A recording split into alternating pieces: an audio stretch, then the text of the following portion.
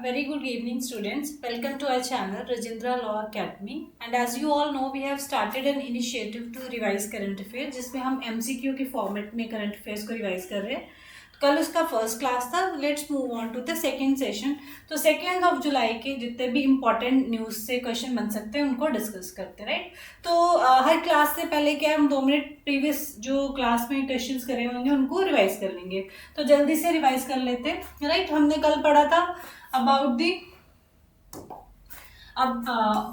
Organisation जो बनी है by the name of bureau of port security, जो कि मर्चेंट शिपिंग एक्ट के अंडर बनी थी. हमने पढ़ा था, right, for the what overseeing the cyber security of the ports, right. तो maritime and cyber security of ports को इंश्योर करने के लिए गवर्नमेंट ने क्या बनाया, bureau of port security, right.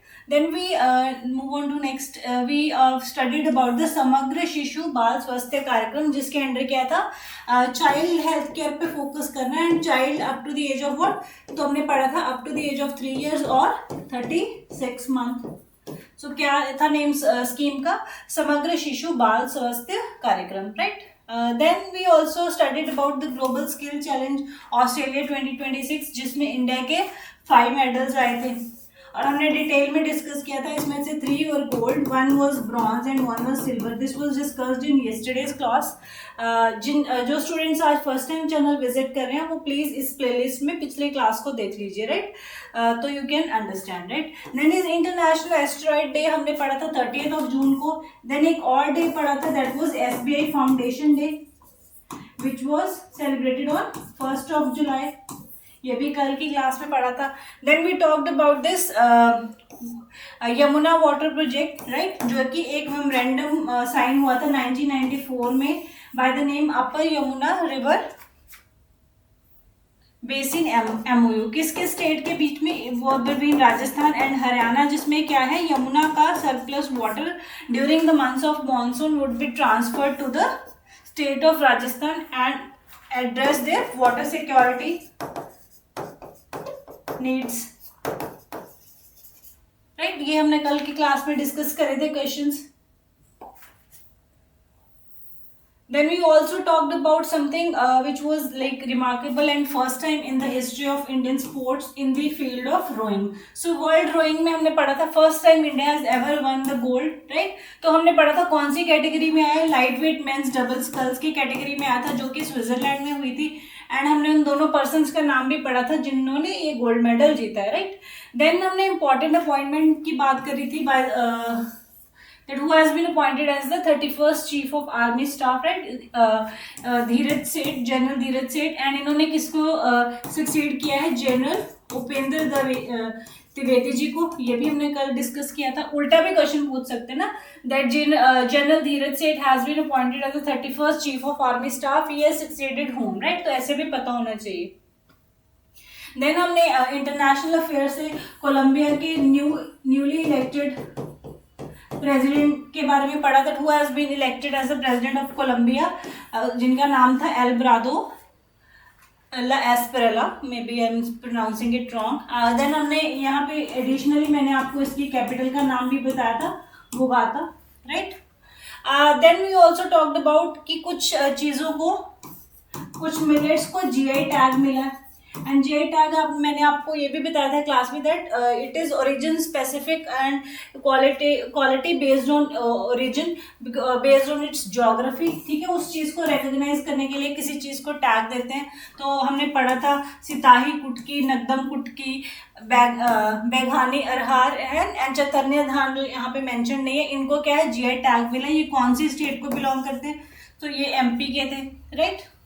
Then also we talked about the leader of opposition in Rajya Sabha जिनकी reappointment हुई है, तो मल्लिकार्जुन खड़गे, right. We talked about this thing. Then again for the from health sector हमने दूसरा एक और इनिशिएटिव पढ़ा था गवर्नमेंट का bye the name of PM family care tracker, जिसमें क्या जितनी भी मेटरनल हेल्थ और जितनी भी चाइल्ड केयर के रिलेटेड जितना भी डेटा है सब आपको कहाँ पे मिलेगा, एक वेबसाइट पे, एक पोर्टल पे मिलेगा by the name of PMFCT family care tracker, right. तो ये सब हमने डिस्कस किया था.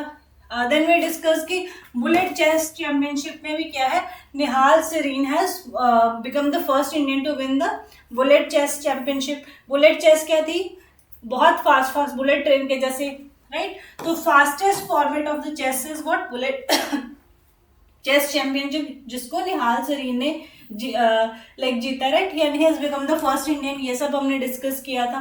देन एसबीआई फाउंडेशन डे, अभी मैंने बताया it was on 1st of July. Then SBI की कुछ डिटेल्स डिस्कस करी थी, that how it was first of all bank of Calcutta था, जो इवेंचुअली बन गया bank of Bengal. Then it turn to imperial bank of India in 1921. And ये imperial bank की 1955 में क्या हो गई, nationalisation. And we came up with what, SBI. And SBI कब बना, 1 जुलाई 1955 को. तो उसी दिन से क्या है, एसबीआई का फाउंडेशन डे सेलिब्रेट करते हैं every year. So I hope जितना भी कल हमने डिस्कस किया वो आपका रिवाइज हो गया होगा. So let's move on to the first question of the day. So first question of the day is related to a scheme, जो हमने करंट अफेयर क्लास में भी हमने स्टूडेंट्स काफी बार डिस्कस कर लिया. And this is related to a scheme by the name, let's change the colour.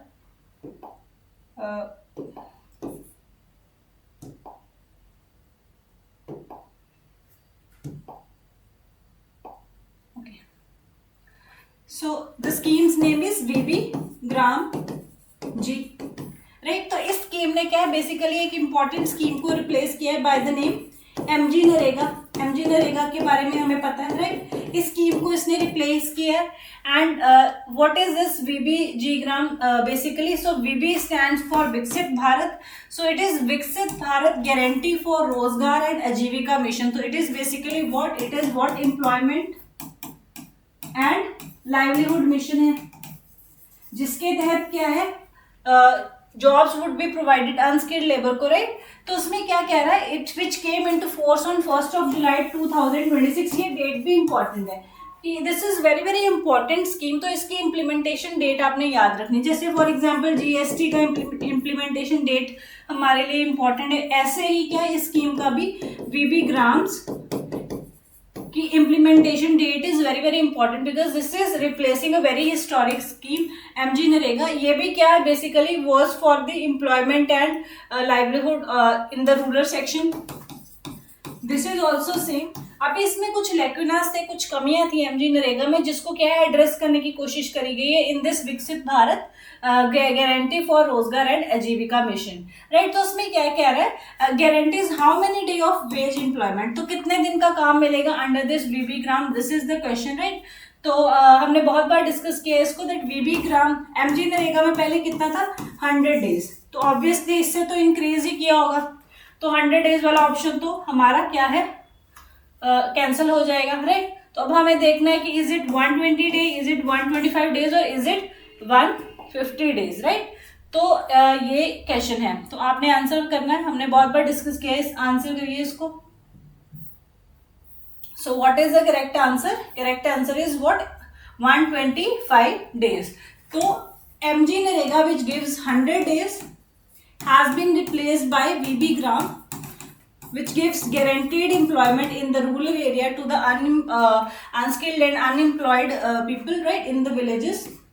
125 days of guaranteed work की बात करी गई under this mission, right. And इसका जो implementation date है 1 जुलाई 2026. This is super super important, ये आपने याद रखना है, राइट. एंड इसकी फुल फॉर्म भी याद रखनी है. विकसित Bharat, VB is for Viksit Bharat, G is for guarantee rural for Rozgar and Ajeevika mission, and G stand for Gramin. ग्रामीण means rural. So for the villages ये स्कीम है, right. So 125 days of wage employment per financial year to every eligible, this is important, rural household and increase from the earliest 100 days under the MG NREGA. तो ये हमने बात कर रही है, right. So and who is the implementing agency. तो ये भी याद रखना कौन सी मिनिस्ट्री इसको इम्प्लीमेंट कर रही है. So it is by the ministry of rural development, याद रखना है. क्वेश्चन में ऑप्शन क्या है, skill, ministry of skill development भी दे सकते हैं, तो वो नहीं है. Answer is ministry of rural development, ये याद रखना है. So I hope this is clear. So let's move on to the second question of the day, and this is related to index important index by the name United Nations Sustainable Development Index. So United Nation का SDG index, right, इसके बारे में पूछ रहे हैं what is India's rank. तो India का rank क्या है, दो तीन चीजें पूछी जा सकती है स्टूडेंट्स जब भी कोई रैंकिंग कोई भी इंडेक्स के रिलेटेड क्वेश्चन क्या है, दो तीन तरीके से आ सकता है. फर्स्ट ऑफ ऑल उसकी पब्लिशिंग अथॉरिटी के बारे में पूछा जा सकता है, that who publish this index. Then उसमें क्या है, इंडिया की रैंक पूछी जा सकती है, that what is India's rank, right. Then उसमें जो है टॉप कंट्रीज के बारे में भी पूछा जा सकता है, that this ranking has been topped by which country, right. So दो तीन क्वेश्चन आपने तीनों इसके बारे में किसी भी इंडेक्स के बारे में जब पढ़ना है तो तीनों क्वेश्चंस को एड्रेस करना है. तो अभी this is asking about United nation sustainable development index 2026 में इंडिया का रैंक पूछ रहा है, तो आपने इसका करेक्ट आंसर बताना है. So is it 94th, 90th, 92nd और 99th. तो लेट्स डिस्कस. तो what is the correct answer. इस साल की जो this network this sustainable development goal index में इंडिया का rank is what, it is 94th. First thing, तो फर्स्ट क्वेश्चन आंसर हो गया. Then who publishes, it's is published by sustainable development network solution. So SDSN, this is the publishing authority by the United Nations Sustainable Development Solutions Network. आपने याद रखना, this is the publishing authority. अब इस index के अंदर major क्या करते हैं कि जो SDG गोल्स डिसाइड किए गए हैं, कितने SDG गोल्स हैं, पहली बात ये याद रखने 17 है, एंड इनका टारगेट ईयर क्या है, कब तक अचीव करना है इन SDG गोल्स को. This has to be achieved by 2030.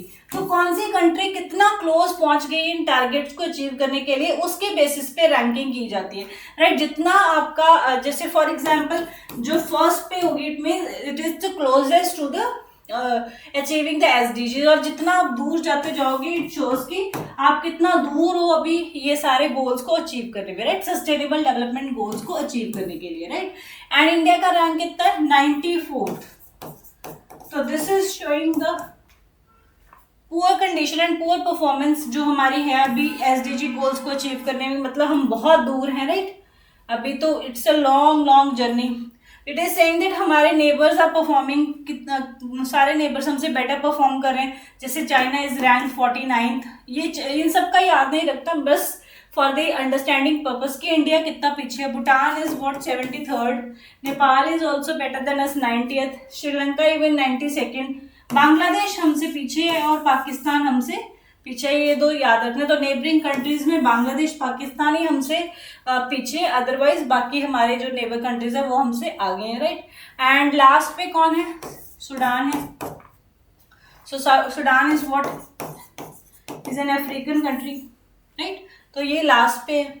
And who is first, तो फर्स्ट पे क्या है, मोस्टली हमें यही कंट्रीज देखने को मिलती हैं, फिनलैंड, स्वीडन, डेनमार्क, ऐसी ये वाली कंट्रीज ही इन इंडेक्स में अच्छा परफॉर्म करती है. तो इस साल it second is what Sweden and it is topped by Finland, right. तो अभी क्या हमने क्या क्या डिस्कस किया. इंडिया की ranking 94th and it is published by which organization, Sustainable Development Network Solution, right. This and the third it is topped by Finland, right. तो ये सारी चीजें आपने याद रखनी है for this United Nation SDG Goal Index, right. So I hope this is clear. So let's move on to the next question. So next question is related to a recently MOU has been signed. So Ministry of Tourism ने एक memorandum of understanding sign किया है with which company to strengthen the digital promotion of India's tourism. तो India के tourist sector को improve जो है promote करने के लिए, इंडिया में टूरिस्ट इंक्रीज करने के लिए, राइट, उस चीज के लिए क्या है, government is taking various steps. बहुत सारी गवर्नमेंट स्कीम्स लॉन्च करती है. जैसे हम पढ़ते हैं हृदय scheme is for this, for the promotion of tourism sector.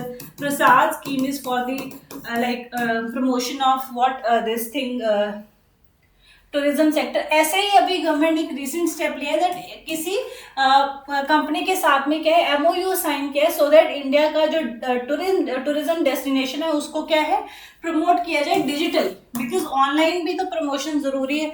जो आजकल क्या लोग देखते हैं, रील्स में देखते हैं, सोशल मीडिया पे देखते हैं, नेट पे देखते हैं, कोई डेस्टिनेशन अच्छी लगती है और उसको क्या है विजिट करने जाते हैं। तो government is realising the importance of digital footprint की digital footprint will bring the tourism to the country, right. तो उस चीज को अचीव करने के लिए, उस चीज से बेनिफिट लेने के लिए गवर्नमेंट क्या है, साइंड MOU। तो कौन सी कंपनी के साथ में ये आपने बताना है, right.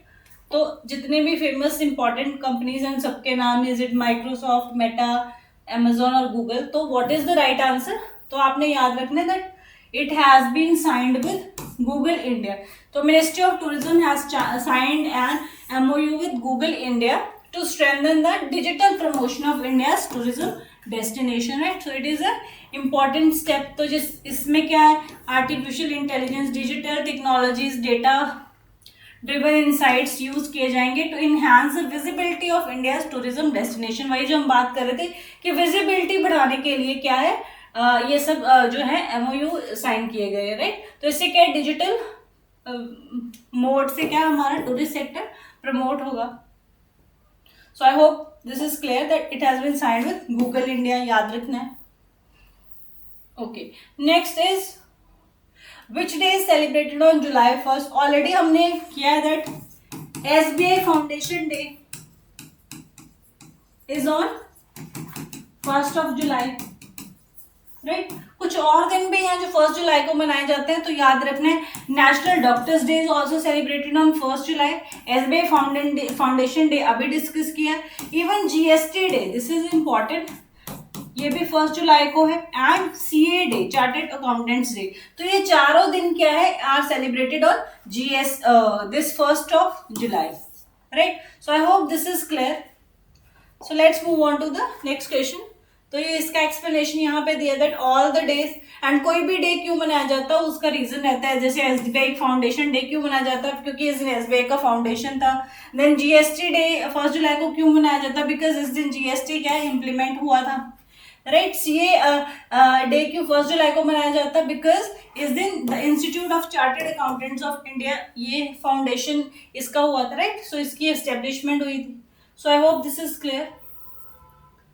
So let's move on to the next question, and this is from the field of appointment. So recent appointment has taken. So CBDT के chairman has been appointed. So what is CBDT? It is a central board of direct taxes, right? Direct tax जैसे मतलब income tax. Direct tax का example is what? Income tax is a direct tax, right? So CBCD के जो है chairman has been appointed. तो आपने बताना who has been appointed as the chairman of the CBDT. So what is the correct answer, students? So Mr. Ravi Agarwal has been appointed as the chairman of the CBDT. So what is CBDT? CBDT is apex policy making body है for the direct taxes. कौन से department के under आएगा? Revenue department के under. And CBDT जो organisation है ये कौन सी मिनिस्ट्री के अंडर आएगी? So it is talking about direct taxes. So कौन सी मिनिस्ट्री होगी? तो लॉजिकली सोचना है कौन सी मिनिस्ट्री होगी? Ministry of finance. तो आज के सेशन में हमने दो चीजों की मिनिस्ट्रीज बात करी। सबसे पहले हमने बीबी ग्राम स्कीम की मिनिस्ट्री डिस्कस करी थी, that it is a scheme for ग्रामीण सेक्टर, रूरल इकोनॉमी के लिए। तो मिनिस्ट्री ऑफ रूरल डेवलपमेंट थी इसकी इम्प्लीमेंटेशन बॉडी। एंड अभी हम डिस्कस कर रहे हैं CBDT जो कि है central board of direct taxes. So it come under the ministry of finance. इसके चेयरपर्सन न्यू अपॉइंट हुए जिनका नाम क्या है? रवि अग्रवाल। तो ये आपने याद रखना है। So I hope you are getting the point. Next question is also related to the appointment and this is from the field of military. So 51st vice chief of air staff has been appointed, right? So 51st vice chief of air staff of Indian Air Force has been appointed. So what is the correct answer, students? So the correct answer for this is option A. Air Marshal Ashutosh Dikshit has been appointed as the 51st vice chief of air staff. तो ये याद रखना है। सारी appointments एक जगह पे आप स्टूडेंट्स लिख लो तो अच्छा होगा। ओके दिस इज अभी फीफा चल रहा है तो क्या है, एक फीफा से न्यूज कर लेते हैं. Who became the first player to score in 6 FIFA world cup, right. तो आप फोटो देख सकते हो, उसमें भी यही लिखा हुआ है. Ronaldo became the first player to score 6 in the score in 6 world cup, 6 FIFA world cups. तो ये आपने याद रखना है. That the correct answer is what, Ronaldo. तो कौन कौन से वर्ल्ड कप्स में, it is showing that 2006, 10, 14, 18, 22 and 26, 4 years के बाद में वर्ल्ड कप होती है ना. तो कॉन्जेक्यूटिवली उसने क्या है, 6 वर्ल्ड कप्स में is this, he has made this record. तो ये याद रखना. Okay, let's move on to the next news. This is important. This is the Flamingo Revolution, which is recently in news. Is related to which country? तो एक revolution चल रहा है by the name of flamingo revolution, right. जब भी कुछ ऐसा revolution news में होता है तो it can be asked, directly पूछा जा सकता है कि flamingo revolution is related to what, like किस पर्पस के लिए रेवोल्यूशन हो रहा है, राइट. अगर उसमें कोई पर्टिकुलर लीडर है जो कि आपको मेजरली दिख रहा है तो उसके बारे में पूछा जा सकता है कि that who is leading the revolution. अगर कोई पर्टिकुलर हो तो वो भी हमें याद रखना है, right. And then we have to know that where this revolution is taking place. तो किसी की रेवोल्यूशन के बारे में ये क्या है, आपको 3 चीजें पता होनी चाहिए. तो वो क्या पूछ रहे हैं, flamingo revolution which is recently in news is related to which country, associated with which country, right. तो 4 ऑप्शन है. Is it Greece, option B Albania, C Croatia and Montenegro. तो आपने आंसर बताना है. So what is the correct answer, the correct answer is option B Albania, right.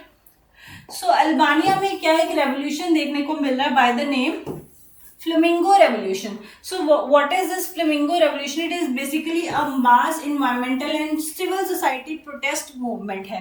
तो civil societies वहाँ पे protest कर रही है for the environmental cause. And what is the environmental cause? So they are protesting against the opposition of a luxury coastal resort बन रहा है वहाँ पे, जो कोस्ट पे क्या है, बहुत लग्जरी, 1.6 बिलियन US डॉलर की इन्वेस्टमेंट के साथ वहाँ पे एक लग्जरी कोस्टल जो है रिजॉर्ट बन रहा है. बट जो इन्वायरमेंटलिस्ट हैं, जो सिविल सोसाइटीज हैं, इसको प्रोटेस्ट करें, इसके अगेंस्ट प्रोटेस्ट करें. They are raising concern over कि इसकी वजह से क्या है, कोस्ट पे कितना इन्वायरमेंटल डैमेज होगा. उन्होंने they are saying that no public consultation has been like taken before giving yes to this project, right.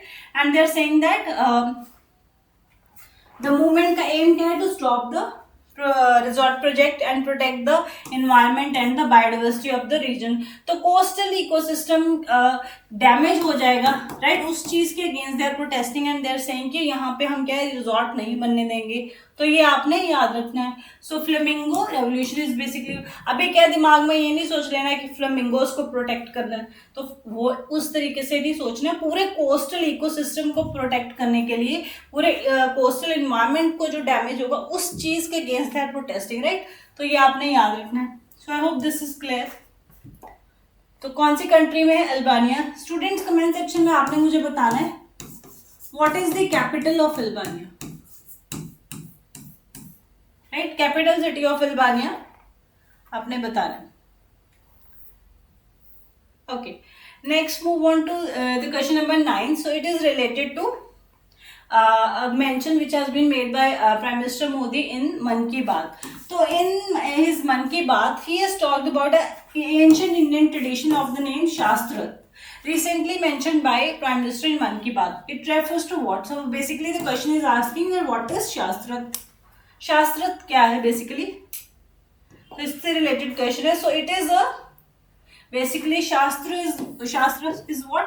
It is basically the structured scholarly debate which used to take place in the ancient India. तो ancient India में जो है education institutions में जो scholars थे, जो debate करते थे, हेल्दी डिबेट करते थे, उसको बोलते थे शास्त्रस्त्र, राइट. उसके बारे में जो पीएम मोदी है, he has talked about in मन की बात. that is why this word was in news. So what is it is saying that in the 135th episode of मन की बात, Prime Minister Modi praised Nalanda University. अभी comment section में आपने बताना है where is Nalanda University, this is very very important, ये India की बहुत इंपॉर्टेंट एंशियंट यूनिवर्सिटी है। यहाँ पे क्या है, during ancient time Buddhist education का ये हब था, and from all over the world students came to have education here, जिसमें इंपॉर्टेंट पर्सनैलिटी जिसका हम हिस्ट्री में नाम पढ़ते रहते हैं, Hiuen Tsang from China also visited this university, Nalanda university, right. तो ये नालंदा यूनिवर्सिटी कहाँ पे है, ये अपने कमेंट सेक्शन में बताना है, राइट। एंड रिसेंटली गवर्नमेंट ने इसको क्या है, रिस्ट्रक्चर भी किया है, इसको रिवैम्प भी किया है, right. So in this episode of Mann Ki Baat, PM Modi praised the Nalanda university for reviving the ancient tradition of शास्त्रत। तो पहले भी यहाँ पे होती थी, now they have again revived, right. And what is this Shastrit? It is an ancient Indian tradition of structured scholarly debate where ideas are tested through logic and evidence. तो दो वर्ड से मिलके बना शास्त्र is scripture or knowledge, and earth means interpretation, right? So शास्त्र, I hope this is clear. तो Nalanda university कहाँ पे आपने बताना, this is very very important. University can be asked directly. Okay, next question is related to a naval exercise by the name of RIMPAC. So what basically RIMPAC is, Rim of the Pacific, right? Rim of the Pacific exercise हुई है. Which country is the host? तो ये याद रखना है आपने.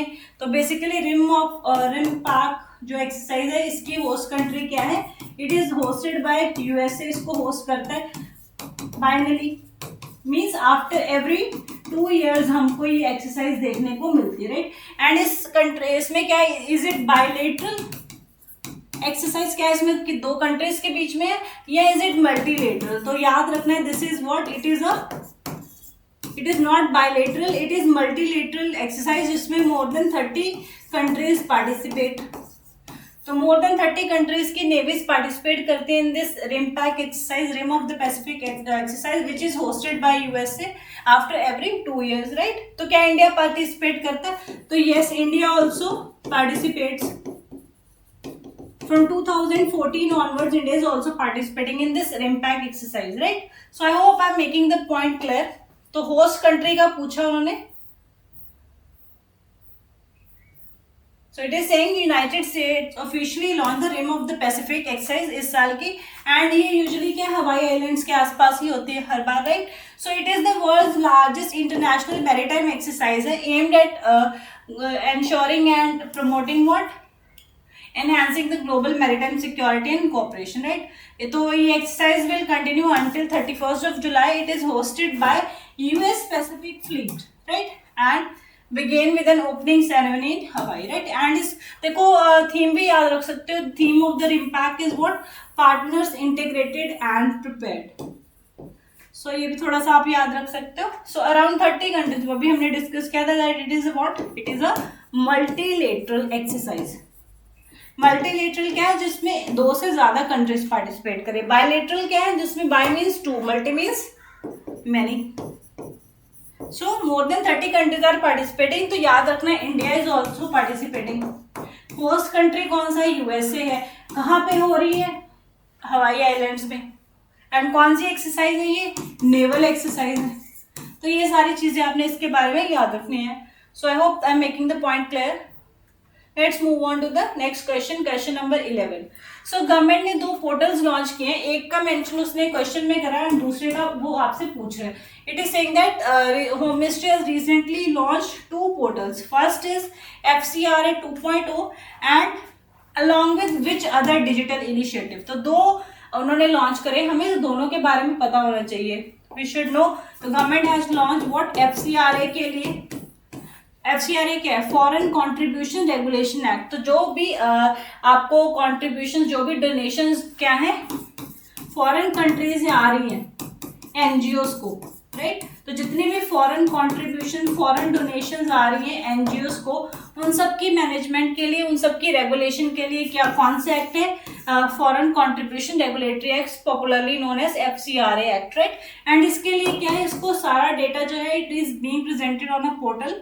तो उसका सेकेंड वर्जन आ रहा है. तो FCRA 2.0 has been launched, right. So सारा पेपर वर्क क्या होगा अभी, क्या ऑनलाइन डिजिटल होगा, राइट. तो एक तो पोर्टल ये है, तो FCRA का 2.0 आया है, लॉन्च हुआ है। अनदर जो पोर्टल इसी के साथ में लॉन्च किया that is the EOCI card. तो ओवरसीज सिटीजन ऑफ इंडिया के लिए क्या है, अब जितने भी रजिस्ट्रेशन है, so the registration for the OCI card holders, right, वो कौन से पोर्टल पे हो जाएगी, और दिस EOCI पे ही हो जाएगी। तो second portal was what, EOCI has been launch. तो दोनों पोर्टल्स का नाम याद रखना, फर्स्ट वॉज FCRA, इसके बारे में हमने डिस्कस कर लिया, and second is what, EOCI card holders.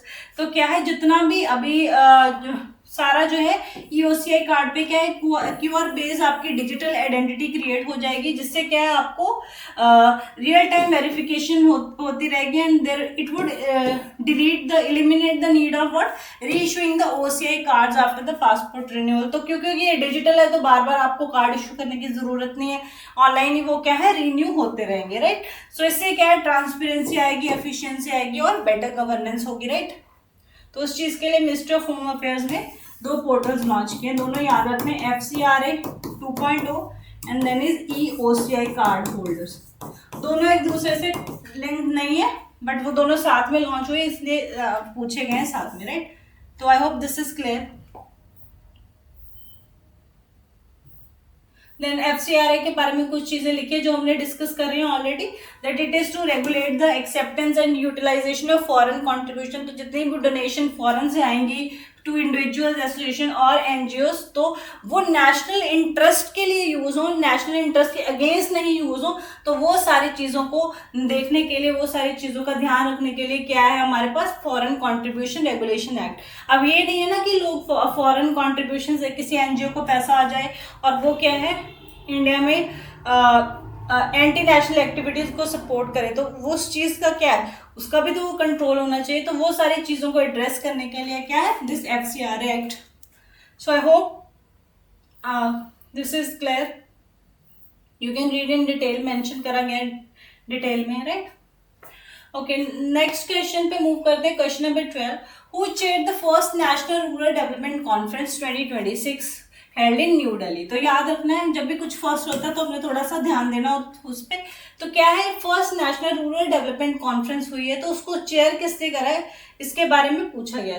तो रूरल डेवलपमेंट की बात करने के लिए कैसे रूरल एरियाज की प्रॉब्लम्स को एड्रेस किया जाए, कैसे हम इंश्योर करें कि there is proper development and economic upliftment of the rural areas, तो वो सब चीज़ों को डिस्कस करने के लिए कॉन्फ्रेंस हुई। हु चेयर्ड दिस, तो दैट इज द क्वेश्चन। तो what is the correct answer, तो हमारे जो है this union minister for agriculture and farmer welfare has chaired this meeting. Shivraj Singh Chauhan has chaired this meeting. And what was the main objective of this conference? Viksit Gram, Viksit Bharat. तो इस vision के साथ कि if the villages are developed, ultimately India will develop, right? तो उसी चीज को implement करने के लिए, उसी चीज को discuss करने के लिए, and to talk about the rural development, rural problem, कैसे holistically हम क्या है villages को develop कर सकते हैं, उस सब चीजों की बात करेगी in this conference, right? So I hope this is clear. Okay, let's move on to the next question, and this is question from the field of sports. And कल हमने चेस के related questions पढ़े थे, and आज is the question related to who has become the India's 97th Grand Chess Master. तो 97th grand master कौन बन गए, उसके बारे में क्वेश्चन आ रहा है। तो as you can see him in the picture जो अटैच हुई है, so Harshvardhan GB has become India's 97th grand master. तो आपने याद रखना है, कल हमने एक डिस्कस किया था who has become the first Indian to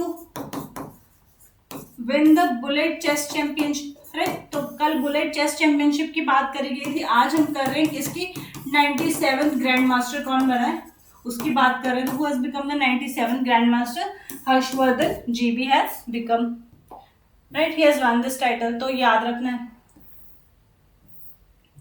okay, Next, move on to the next appointment. This is question number 14. Who among the following has been appointed as the director of Vikram Sarabhai Space Station? तो Vikram Sarabhai space station के director की appointment हुई है, तो आपने बताना who has been appointed as the director of the Vikram Sarabhai space centre. 4 options दिए. And comment section में आपने एक चीज और बतानी है, इसरो के चेयरमैन का नाम बताना है. ओके. एंड इसरो कौन से ईयर में फॉर्म हुआ था, कौन से ईयर में इट वाज एस्टैब्लिश्ड, वो बताना है. राइट. एंड अभी आपने क्या बताना, अभी कमेंट सेक्शन में हम डिस्कस करेंगे the director of Vikram Sarabhai space centre. And ये भी आपने बताना है where is Vikram Sarabhai space centre, ये बताना है आपने कमेंट सेक्शन में. तो दोनों क्वेश्चंस का आंसर कमेंट सेक्शन में देना है. Let's see who has become the director of the Vikram Sarabhai Space Center and who is he? Is Upendra P. Rajiv, right? So he has what wanted as the director of Vikram Sarabhai Space Center. So let's move on to the next question. So this is the last question of the day, students. I hope you are enjoying the session and आपने क्या है timely इन सारे questions को क्या है revise करते रहना. एक बार जब क्लास देखते हैं तभी वो उसमें 15-20 मिनट्स आपको लगेंगे, but once you have like done all the question once, तो नेक्स्ट डे जब आप उस क्लास को देखोगे तो you can revise all the things in fast forward करके आप 2.0 पे कर सकते हो और सारे क्वेश्चन को क्या है विद इन 5 to 7 मिनट्स आप रिवाइज कर सकते हो. तो उससे क्या है आपकी जो मेमोरी है रिकॉल करती रहेगी जो आपने पुरानी चीजें पढ़ी हैं. बिकॉज रिविजन इज द की. ज्यादा पढ़ना, ज्यादा सोर्सेज से पढ़ने से रादर अच्छा है कि you should keep on revising your existing sources जिससे आप पढ़ रहे हो. राइट. तो multiple revision is the key to success. So let's move on to the last question of the day. Which former Indian cricket captain has been appointed as the first national brand ambassador of DRV in India? Right.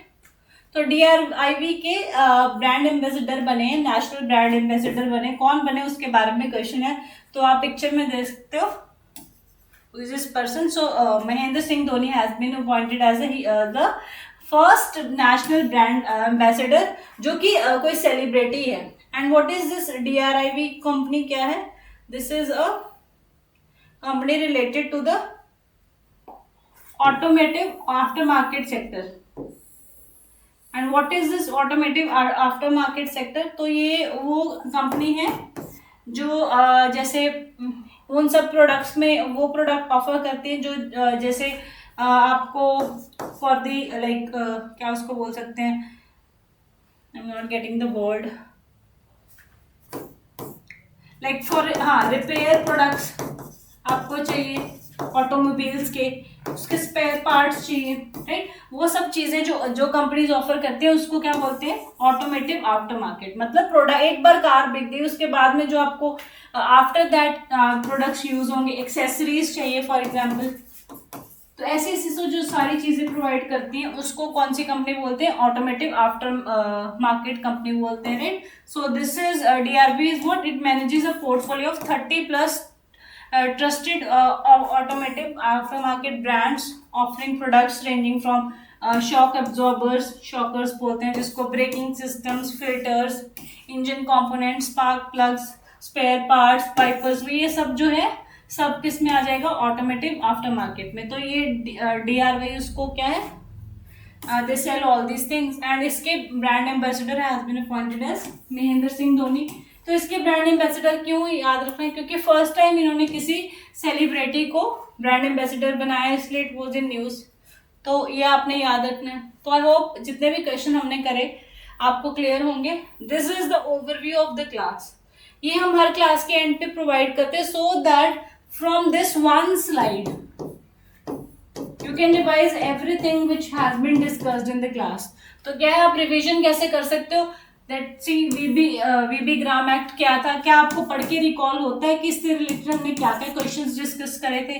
Right. तो ऐसे आपने इस slide से देख लेना है कि आपने जितना आज क्लास में पढ़ा इसको आपने इस स्लाइड से रिवाइज करना है.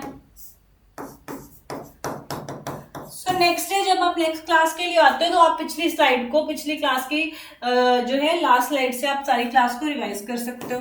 तो I hope this initiative is contributing something to your preparation and you are liking this session. If you feel कि कुछ और इम्प्रूवमेंट्स करने की ज़रूरत है तो please write us in the comment section. Thank you so much students. Have a great day. Study well.